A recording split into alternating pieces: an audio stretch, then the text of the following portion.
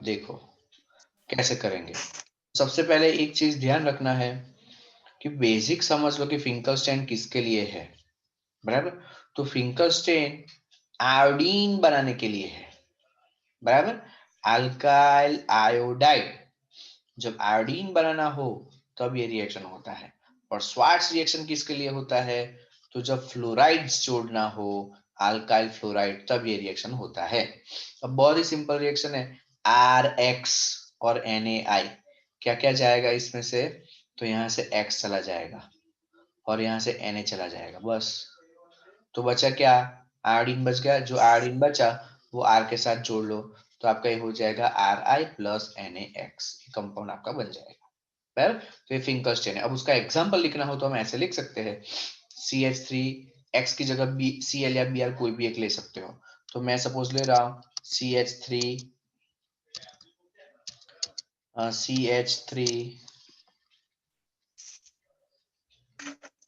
CH3Br, मैंने ऐसा लिया था। इसका रिएक्शन किसके साथ, तो इसका रिएक्शन मैं करा रहा हूँ Na और I के साथ, Na और I के साथ। तो क्या होगा बोलो, क्या क्या जाएगा, हाँ, तो यहाँ से Br चला जाएगा और यहाँ से Na चला जाएगा, बराबर। और आयोडीन जो होगा वो इसके साथ अटैच होगा, तो क्या बनेगा CH3I। तो आपका प्रोडक्ट जो आएगा वो क्या आएगा, यहाँ नीचे प्रोडक्ट आपका CH3I प्लस NaBr,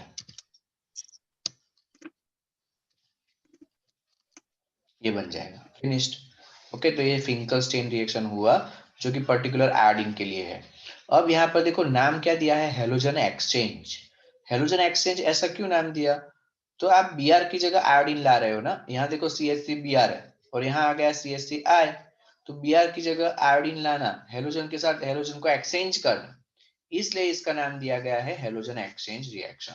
तो दोनों हेलोजन एक्सचेंज है। यहाँ पर भी देखो आप रिएक्शन देखो स्वार्ट्ज रिएक्शन में, तो स्वार्ट्ज में भी क्या किया, CH3Br और AgF, तो यहाँ से Br चला जाएगा और यहाँ से Ag को निकाल लो, तो AgBr रिमूव कर लिया और F जो होगा वो आपका यहाँ जुड़ जाएगा, तो CH3F। तो यहाँ Br था उसकी जगह फ्लोरीन लाए, तो ये भी आपका एक तरह का कौन सा रिएक्शन है, हेलोजन एक्सचेंज रिएक्शन ही है, और उस रिएक्शन का नाम है स्वार्ट्ज रिएक्शन।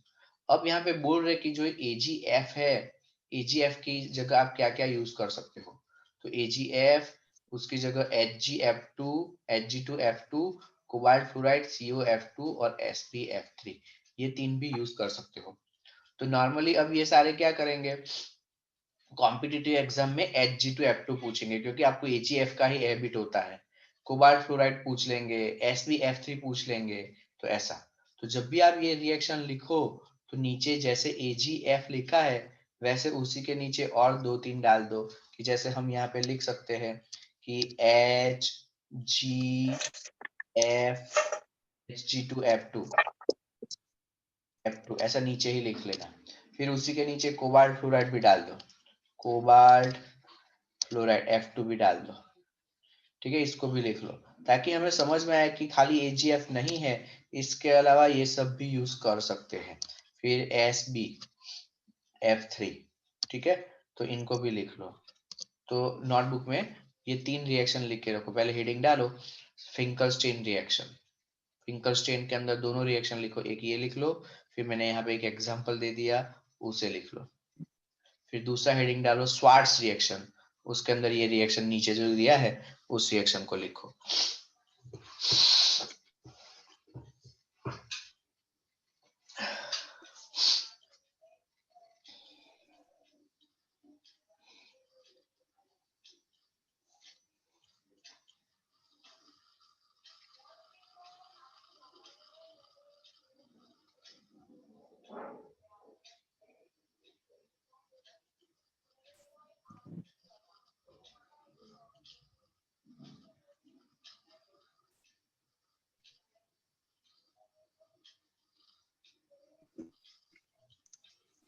आप लोगों को बेटा अल्कोहल फिनॉल ईथर का टेस्ट करना है, कब करना है बोलो, अग्रिम, अभिषेक,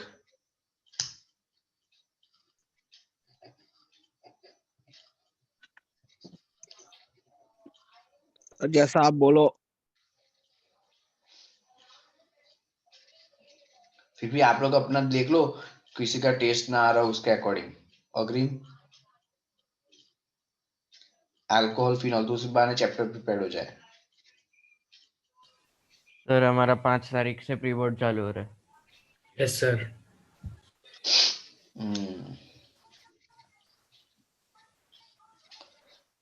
तो जितने चैप्टर हो गए वो सारे लिखोगे कि खाली अल्कोहल फिनॉल लिखोगे? आप जैसा बोलो सर।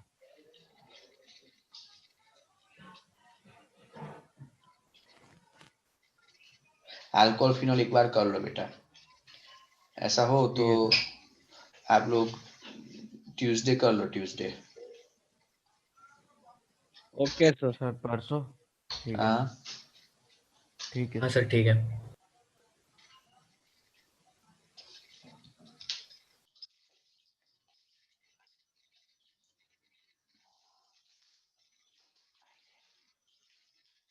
लिख दिया sir.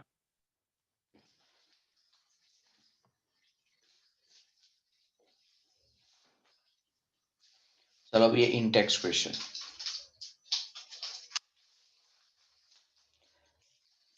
Why is sulfuric acid not used during the reaction of alcohol with क्या है? ये आप ट्राई करना, क्योंकि यहाँ पे आयोडीन लिबरेट होगा तो ऑक्सीडेशन हो जाएगा, उसकी वजह से नहीं कर सकते, थोड़ा ट्राई करना। दूसरा, right the structure of the different dihydrogen derivatives of propane. क्या बोलता है कि प्रोपेन जो है उसका right the structure of different dihydrogen derivatives of propane. Propane तो लिखना है, लेकिन उसके साथ दो हेलोजन जुड़े हुए हो, ऐसे अलग अलग पोजीशन पर आप प्रोपेन को लिखो और उसको बनाओ स्ट्रक्चर। उसका मतलब क्या, मैं थोड़ा आपको समझा दूं। देखो आपके पास प्रोपेन है, प्रोपेन का फॉर्मूला क्या होगा? CH3 CH2 CH3। अब अलग अलग जगह पर आपको क्लोरीन जोड़ना है, बराबर। तो एक पहला कंपाउंड आपका कैसा हो जाएगा, मैं एक बताता हूँ, बाकी आपको करना है। CH3, फिर दूसरा हो जाएगा CH लिखता हूँ, क्योंकि एक हाइड्रोजन कम कर लिया मैंने, यहाँ पे Cl जोड़ लेता हूँ, ये Cl जोड़ लिया, चलो ओके। और दूसरा CH2, और यहाँ पे भी एक Cl जोड़ लेता हूँ, क्योंकि डाई हेलोजन डेरिवेटिव बोला है, तो एक Cl मैंने यहाँ जोड़ लिया, बराबर। समझ में आया? ऐसे आप फर्स्ट और लास्ट कार्बन के पे भी Cl जोड़ सकते हो, ऐसे भी तो कर सकते हैं कि जैसे यहाँ पे फर्स्ट कार्बन है तो यहाँ जोड़ लो, और लास्ट कार्बन पे भी जोड़ सकते हो, तो CH2 और उसके बाद में Cl बना लिया, ओके। फिर बाकी बाद में वापस CH2 और लास्ट में वापस CH2 और ब्रैकेट में Cl, हो गया पहला और लास्ट कार्बन। ऐसे भी आप कर सकते हो, ठीक है। तो ये दो ही डेरिवेटिव्स होंगे, इसके अलावा और कोई डेरिवेटिव्स प्रोपेन के नहीं हो सकते, ठीक है। तो ये की इक्वेशन हो गया, करो इसको, लिख के रखो। 10.4 ट्राई करो।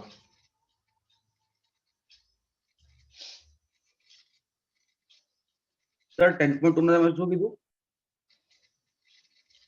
हाँ, તમે 10.2 નું શું કીધું? 10.2 होमवर्क में ट्राई करना है आपको।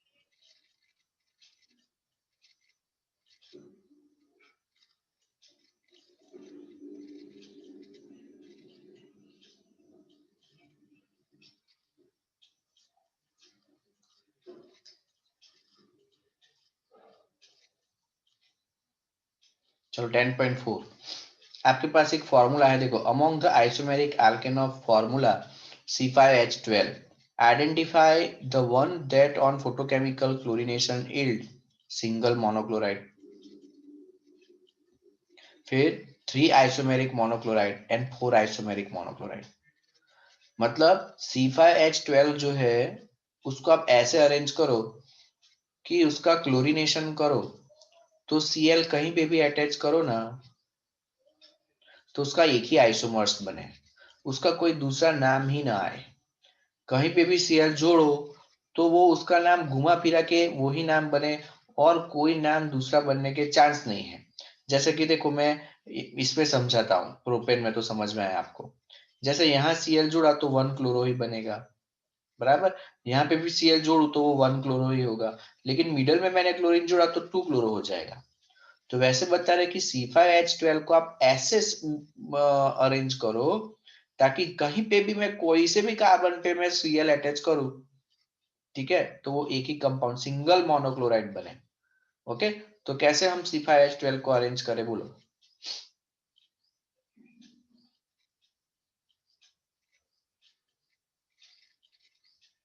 मेरा क्वेश्चन समझ में आया आप लोगों को बेटा? पहले तो एक काम यस कर, सर। पहले तो एक काम करते हैं, C5H12 बना लेते हैं तो आपको ज्यादा क्लियर होगा। चलो CH3 CH3 CH2 CH2 CH2 और CH3, बराबर। अब यहीं पे यदि आपने पहले और आखिरी में जोड़ा, मिडल में जोड़ूंगा तो नाम चेंज हो जाएगा, तो इससे सिंगल मोनोक्लोराइड नहीं बनेगा, क्योंकि फर्स्ट पोजीशन पे Cl जोड़ा तो 1 क्लोरो हो जाएगा, सेकंड पे Cl जोड़ूंगा तो 2 क्लोरो हो जाएगा। समझ में आया? मुझे तो खाली एक ऐसा चाहिए कि कहीं पे भी मैं C जोड़ू तो उसका नाम वही नाम हो। तो अब इसका अरेंजमेंट कैसे करें इस कार्बन का, अब बोलो। चलो ठीक है, नहीं आइडिया आ रहा है, देखो मैं बताता हूँ। यहाँ पे मैं कार्बन को ऐसे अरेंज कर लेता हूँ, देखो CH3 बॉन्ड C, फिर बॉन्ड CH2 लिख देता हूँ और यहाँ बॉन्ड C और L, नीचे एक CH3 कर लेता हूँ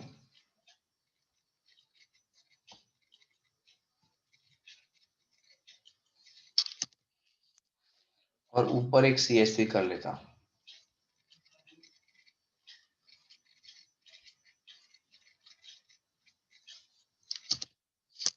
बराबर, अब समझ में आया मेरी बात?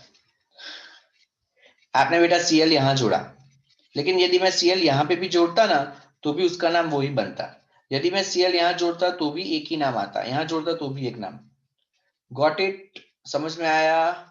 तो आपका ये फर्स्ट कंप्लीट हो गया, सिंगल मोनोक्लोराइड। सबको समझ में आया बेटा? मेरी बात समझ में आई सबको? हाँ सर। सर मेरे को नहीं आए, हाँ, नहीं आए सर मेरे को। कौन है? अभिषेक। अभिषेक। ये कार्बन की ऐसी मैंने रचना बनाई कि क्लोरीन कहीं पे भी जोड़ो, देखो ये अभी मैंने फिलहाल क्लोरीन इस कार्बन पे जोड़ा है, तो इसका नाम क्या बनेगा मालूम है? तो ये 1 क्लोरो 2 डाइमिथाइल प्रोपेन। चल इस Cl को मैं यहाँ नहीं जोड़ता और कहाँ जोड़ता, तो यहाँ CH3 कर लेता हूँ और इसमें Cl को यहाँ CH2 कर लेता हूँ और Cl को यहाँ जोड़ू, बराबर। तो नाम क्या होगा? तो भी उसका यहां से चालू करोगे ना फिर तो 1 2 3, तो 1 क्लोरो 2 डाइमिथाइल होगा प्रोपेन। Cl को यहां जोड़ोगे तो भी 1 क्लोरो 2। समझ में आया? अब Cl को कहीं पे भी जोड़ दो, कोई से हाँ भी सर कार्बन, समझ आ गया, तो कहीं पे भी आपको जोड़ेंगे तो वही नाम आएगा। वही नाम आएगा, सिंगल मोनोक्लोराइड, एक ही स्ट्रक्चर बनेगा, दूसरा चांस है ही नहीं। समझ में आया? चलो अब आपको सेकंड और थर्ड आप खुद से करना। Yes sir. अब आपको ये बता रहे कि 3 आइसोमेरिक मोनोक्लोराइड, बराबर। तो C5H12 को ऐसे अरेंज करो कि क्लोरीन को आप जोड़ो तो उसके 3 आइसोमर्स बने अलग अलग।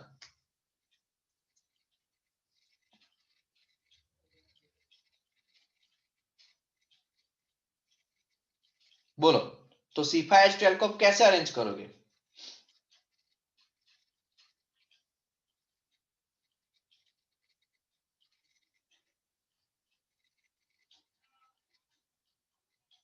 अग्रिम सोचो थोड़ा।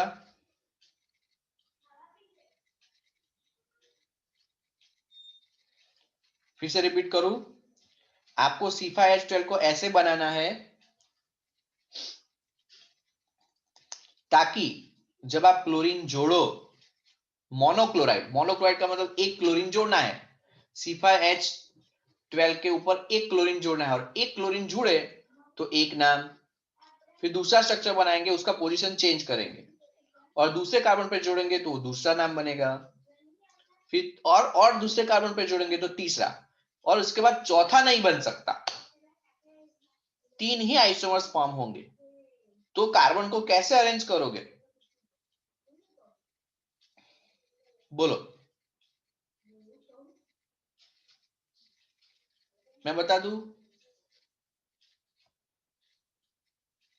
चलो, इसके 3 आइसोमर्स कौन कौन से, तो CH3, CH2, CH2, CH2,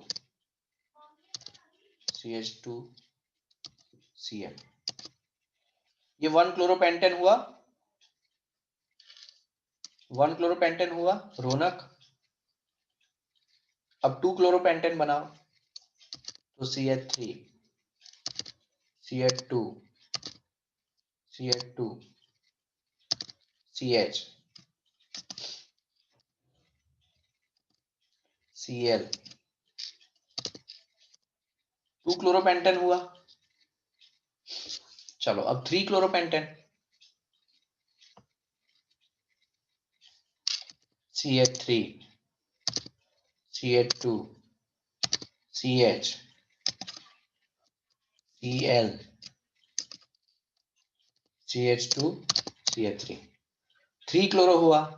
अब यदि Cl आगे बढ़ेगा ना, अब इस Cl को देखो, आप समझो बेटा, इस Cl को यहां जोड़ा तो 3 क्लोरो बना, बट मैं यहां पे जोड़ूंगा ना तो 2 क्लोरो आएगा, वो ऑलरेडी 2 क्लोरो आपने बनाया हुआ है, बराबर।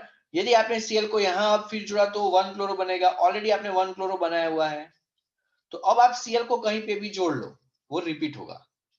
समझ में आया मेरा कहने का मतलब? तो इसके 3 ही आइसोमर्स बनेंगे, लेकिन मैंने क्या सोचा कि भाई C5H12 को यदि मैं स्ट्रेट चेन में अरेंज करता हूं तो मुझे 3 आइसोमर्स बनेंगे, इधर उधर अरेंज करने से नहीं मिलेंगे। Got it? तो ये 3 आइसोमर्स बनाओ। अब चौथा आप काम करो, चलो उसके बाद थर्ड वाला ट्राई करो। ये 3 आइसोमर्स बना लो तो सेकंड हो गया, फिर थर्ड।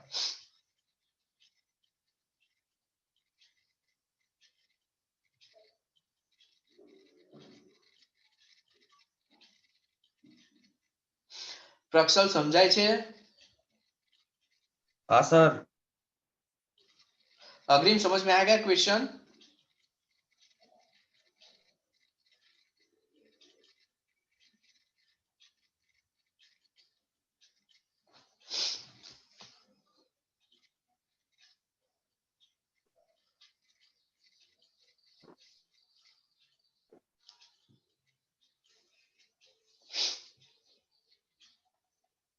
Yes sir. चलो अब 4 आइसोमेरिक मोनोक्लोराइड, अब इसमें कैसे अरेंज करोगे कार्बन को? ये रब कर दूं? हाँ कर दो सर। गुड। चलो 4 आइसोमेरिक मोनोक्लोराइड्स, तो इसमें अरेंज करने के लिए कैसे अरेंज करोगे? कैसे अरेंज करेंगे? तो मैं ऐसे अरेंज करूंगा कार्बन को, 1 2 3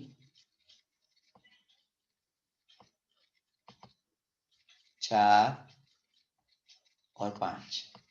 मैं 5 कार्बन ऐसे अरेंज करूंगा, बराबर। अब क्लोरीन लगाओ अलग अलग पोजीशन पर, बराबर। अब क्लोरीन कहां कहां लगाऊंगा देखो, एक क्लोरीन में यहां लगाऊंगा तो पहला आइसोमर्स, दूसरा क्लोरीन यहां लगाऊंगा तो दूसरा आइसोमर्स, तीसरी बार तीसरा स्ट्रक्चर बनाऊंगा तो क्लोरीन को यहां लगाऊंगा, तीसरा आइसोमर, और यहां लगाऊंगा तो चौथा। हो गया 4। तो ये आप करोगे, मैंने हिंट दे दिया, क्वेश्चन नहीं समझ में आया तो पूछ लो, बाकी आंसर आपको करना है। बोल प्रक्षल, समझ में आ गया? हाँ sir.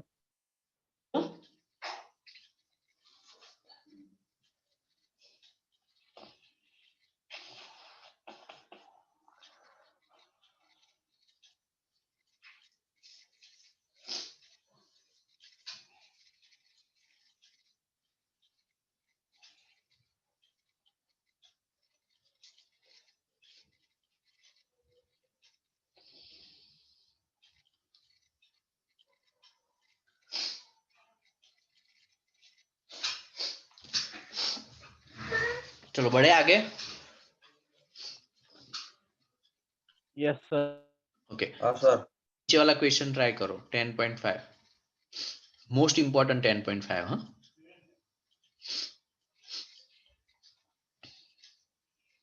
Draw the structure of the major mono halo product in each of the following reaction.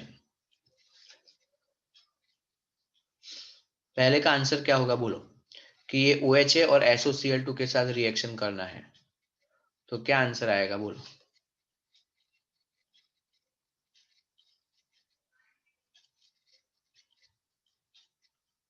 Sir benzene benzene से Cl।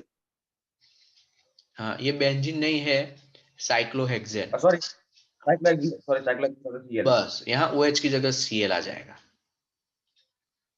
ये आपका आंसर हो गया।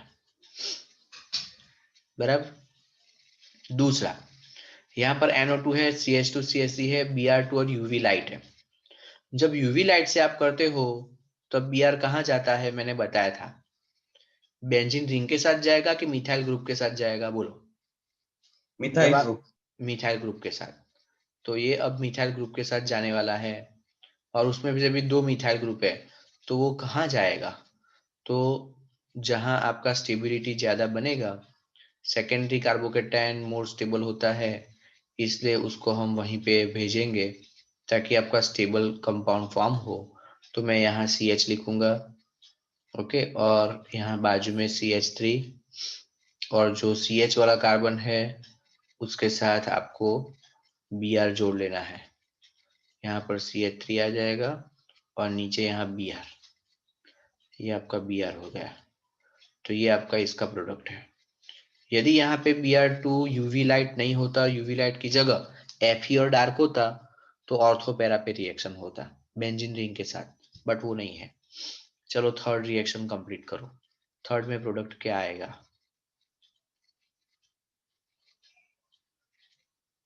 સર બેન્ઝીન સાથે CH2Cl અને પેલું બીજી બાજુ OH। अब देखो 2 OH है बेटा, हाँ, एक OH यहाँ पर भी है, एक OH यहाँ पर भी है। कौन सा OH रिप्लेस होगा वो सोचना है, बोलो कौन सा OH रिप्लेस होगा वो सोचो, और क्यों, उसका रीजन बताओ। कोई एक ही OH रिप्लेस होगा और उसकी जगह Cl आएगा, थोड़ा सोच के बोलो कि कौन सा रिप्लेस होगा। तो देखो ये OH जो है वो मिथाइल ग्रुप के साथ डायरेक्ट अटैच है, और ये OH बेंजीन रिंग से है, तो यहाँ पार्शियल डबल बॉन्ड कैरेक्टर होता है। यहाँ कौन सा कैरेक्टर होगा, पार्शियल डबल बॉन्ड कैरेक्टर, आप लोगों ने अल्कोहल फिनॉल में पढ़ा था। तो डायरेक्ट जो भी अटैच होगा उसको ब्रेक करना मुश्किल होता है, लेकिन ये तो मिथाइल ग्रुप से है, ये इजीली ब्रेक हो जाएगा, इसलिए यहाँ पे आप Cl इजीली लगा सकते हो। तो यहाँ पर Cl आ जाएगा, और ये जो OH है वो रिमूव नहीं हो सकता है, बहुत डिफिकल्टी लगेगी, तो ये OH सेम टू सेम आ जाएगा, उसको कोई चेंज नहीं करना है। चलो यहाँ पे करो फोर्थ वाला।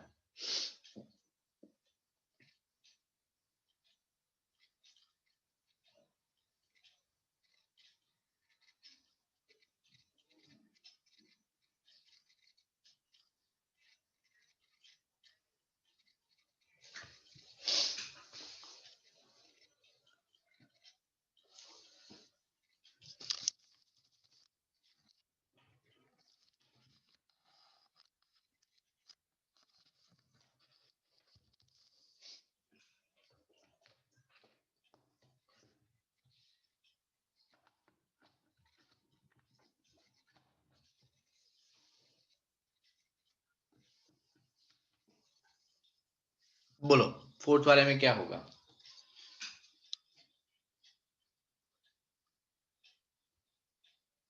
સર ફર્સ્ટ પોઝિશન પર CH3 लागશે। अब इसको थोड़ा समझ लो कि ये बेटा डबल बॉन्ड आया और यहाँ पे HI है, तो कौन सा रूल लगेगा, ये मार्कोनिकॉफ के एंटी मार्कोनिकॉफ, तो कि भाई मार्कोनिकॉफ लगता है। मार्कोनिकॉफ के अंदर हमें 2 ही कार्बन चेक करने हैं कि जहां डबल बॉन्ड हो, तो ये एक कार्बन चेक करना है और ये दूसरा कार्बन चेक करना है। अब आप ही बताओ कि कहाँ हाइड्रोजन कम होगा, देख के बताओ। ये इस पे हाइड्रोजन कम होगा कि मिथाइल जहां जुड़ा है वहां हाइड्रोजन कम होगा, बोलो। सर पहला वाला पर।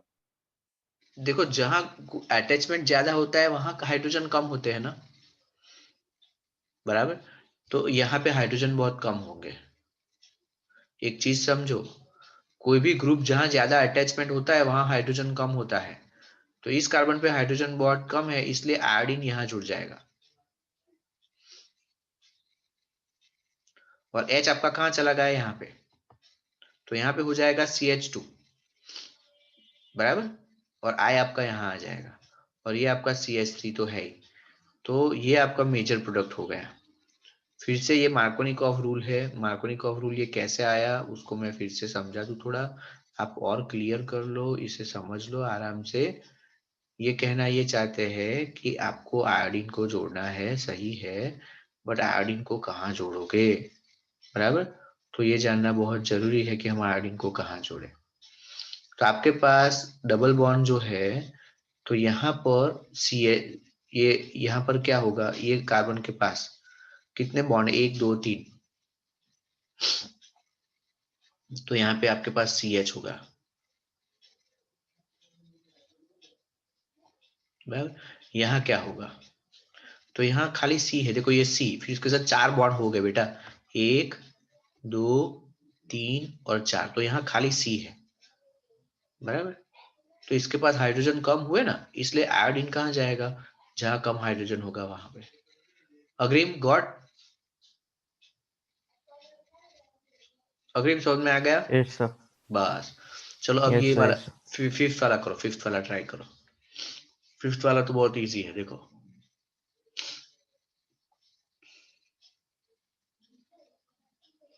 यहाँ से Br जाएगा,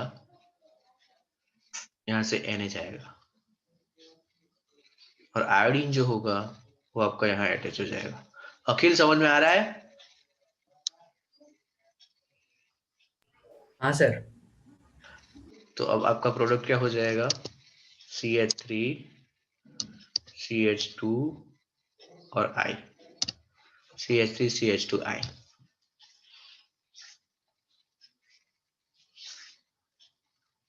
ये आपका प्रोडक्ट हो गया, बराबर। चलो अब फिर सिक्स्थ वाले में क्या होगा उसको करो।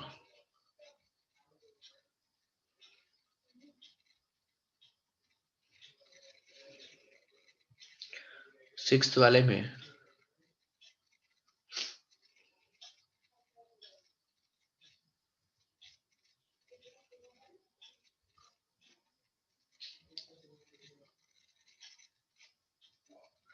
यहाँ Br आ जाएगा,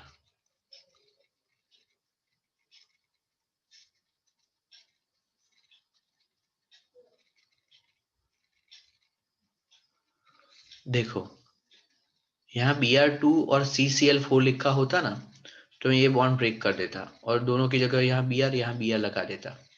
लेकिन Br2 और CCl4 नहीं है, यहाँ पे UV लाइट लिखा है। यूवी लाइट लिखा है उसका मतलब ये फ्री रेडिकल के थ्रू रिएक्शन होगा, और फ्री रेडिकल में जहाँ फिर हाइड्रोजन ज्यादा होगा वहां पे चला जाएगा। तो ये नजदीक वाला है और यहाँ पे ज्यादा है, तो यहाँ पे ये शिफ्ट हो जाएगा Br, और यहाँ से एक H निकल जाएगा, और यहाँ का HBr निकल जाएगा।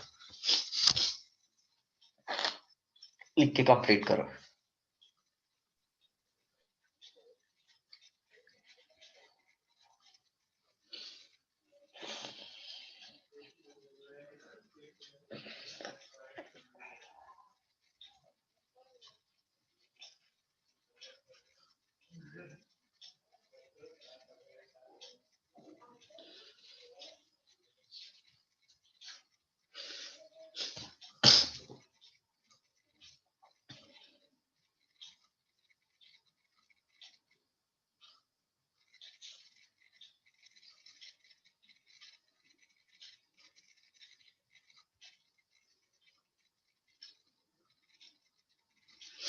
रिजॉइन करोगे,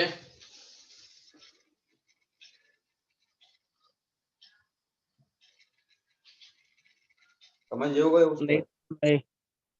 नहीं, ठीक है, ये रब कर दो बेटा। हाँ करी दो सर। चलो फिजिकल प्रॉपर्टीज, फिजिकल प्रॉपर्टी वैसे कोर्स से निकाल दिया है, लेकिन समझ लो बेटा ये काम की चीज है। अब इसमें 2-3 रूल याद रखने हैं, ये 2-3 रूल याद रख दोगे तो सब समझ में आ जाएगा, बराबर।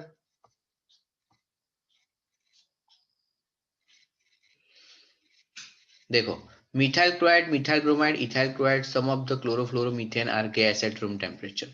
जो लोअर कार्बन वाले होते हैं वो गैस फॉर्म में होते हैं, हायर मेंबर आर लिक्विड और solid. As we have already learned, molecules of organic halogen compound are generally polar due to greater polarity as well as the higher molecular mass as compared to the parent hydrocarbon. The intermolecular force of attractions are stronger in the halogen derivative. That is why boiling point of chloride, bromide, and iodide are considerably higher than those of the hydrocarbon of the comparable molecular mass. इसका मतलब क्या है कि आपके पास मानो कि butane है, बराबर। ब्यूटेन का फॉर्मूला क्या होगा, तो कि भाई CH3, बराबर। प्रोपेन ले लेते हैं, चलो CH2 और CH2 3 प्रोपेन है, लेकिन इसकी जगह मैं ऐसा कंपाउंड लेता हूँ CH3, CH2, CH2 और Cl, क्लोरोप्रोपेन। तो यहाँ हेलोजन आया, तो हेलोजन थोड़ा पोलर है। पोलर क्यों? क्योंकि Cl माइनस होता है, यहाँ ऐसा कुछ पोलैरिटी है नहीं।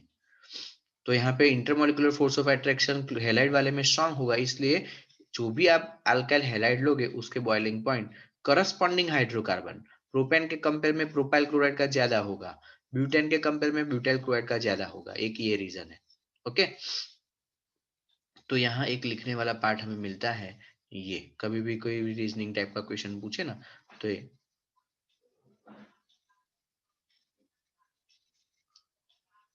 एक लिखने वाला क्वेश्चन हो गया। क्वेश्चन क्या आएगा यहाँ पे कि boiling point of alkyl halide is greater than haloalkane, give reason. Boiling point of alkyl halide, अब देखो इसका मॉलिक्यूलर मास भी ज्यादा होगा, ठीक है, जबकि उसका मॉलिक्यूलर मास कम होगा, तो इसका मॉलिक्यूलर मास भी ज्यादा होगा। तो ये है, तो due to greater polarity as well as the higher molecular mass as compare to the parent hydrocarbon, the intermolecular force of attraction, dipole dipole and van der Waal are strong in the halogen derivative. इसमें सब ज्यादा होगा, van der वाल force ज्यादा होगा, van der Waals dipole dipole interaction ज्यादा होगा, okay. That is why the boiling point of chloride, bromide, iodide are considerably higher than those of hydrocarbon of comparable molecular mass. तो इसका photo खींच लो, बाद में लिख लेना। क्वेश्चन ऐसा लिखो, क्वेश्चन लिख लो, चलो आंसर आप लोग मार्क कर लो, बाद में करना। Boiling points of alkyl halide is higher than hydrocarbon, give reason. Boiling points of alkyl halides are higher than those of corresponding hydrocarbon, give reason।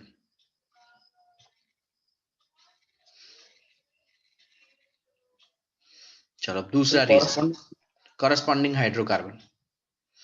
Okay sir. So attraction gets stronger as molecule get bigger in size, more electrons, have more electron. The pattern of the variation of boiling point different halide depict as, okay, इसमें सबसे ज्यादा किसका, Ri, Rbr, Rcl, Rf, क्योंकि iodine का molecular mass बढ़ जाएगा ना, ठीक है। तो ये लिख लो बॉइलिंग पॉइंट ऐसा करके Ri greater than Rbr greater than Rcl greater than Rf। इसका मतलब थोड़ा समझ लो कि मानो कि आपके पास कोई ऐसा कंपाउंड हो कि CH3 CH2I, तो इसका बॉइलिंग पॉइंट ज्यादा होगा किसके कंपेयर में, तो कि CH3 CH2 Br के कंपेयर में, और इसका ज्यादा होगा किसके कंपेयर में, तो इसका ज्यादा होगा CH3 CH2 Cl के कंपेयर में, और इसका किससे ज्यादा होगा, तो कि CH3 CH2 F के कंपेयर में। समझ में आ गया, क्योंकि आयोडीन का मोलर मास ही ज्यादा है, तो इन चारों कंपाउंड में सबसे ज्यादा मोलर मास तो आयोडीन वाले का होगा, इसका मोलर मास हाईएस्ट होगा ना, क्योंकि आयोडीन सबसे बड़ा मॉलिक्यूल है ना, इसलिए। तो एक आप बॉइलिंग पॉइंट करके इतना लिख, बॉइलिंग पॉइंट करके इतना लिख लो, फिर रीजन लिखा देखो, because of the increasing in the size and the mass of halogen atom and magnitude of van der Waals force increases. तो इसमें सबसे ज्यादा मॉलिक्यूलर मास भी ज्यादा है, फिर वान डेर वाल्स फोर्स भी ज्यादा है, साइज भी आयोडीन का सबसे बड़ा है, इसलिए ये जो कंपाउंड है उसका बॉइलिंग पॉइंट सबसे ज्यादा होगा। तो ये एक लाइन यहाँ से यहाँ तक आप टपका डालो। चलो फटाफट, ये आपका दूसरा पॉइंट हो गया।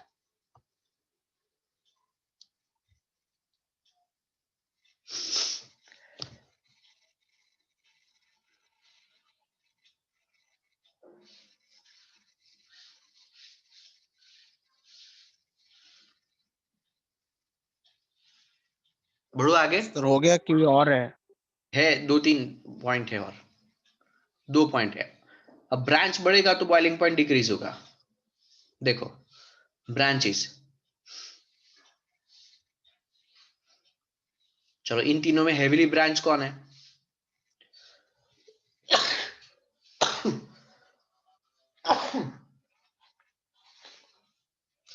थर्ड वाला ज्यादा ब्रांच है तो इसका बॉइलिंग पॉइंट कम होगा, इसका ज्यादा होगा। देखो ये इसका ज्यादा, फिर इसका ज्यादा, तो ये प्राइमरी बराबर, इसका सबसे हाईएस्ट, फिर ये सेकेंडरी इसका लो, और उसके बाद टर्शरी।